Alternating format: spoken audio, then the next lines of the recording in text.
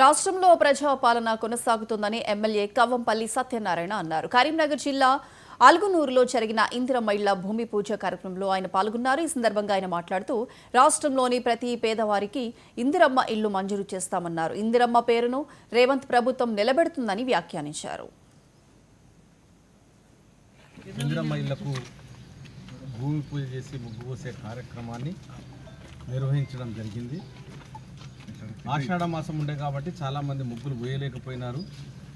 ఇప్పుడు వాళ్ళందరూ కూడా శ్రావణ మాసంలో చేసి తప్పకుండా కడతామని ఆలోచనలో ఉన్నారు. వాళ్ళందరికీ కూడా ముగ్గులు పోస్తూ ఉన్నాం. వాళ్ళందరినీ కూడా ప్రత్యేకంగా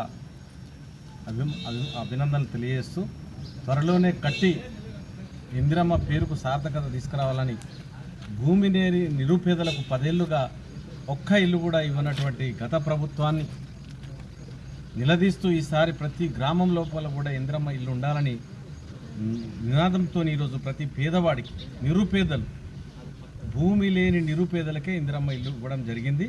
కాబట్టి అందరూ కూడా కట్టుకోవాలని కోరుకుంటూ మళ్ళొకసారి వాళ్ళందరినీ మనస్ఫూర్తిగా అభినందిస్తాను.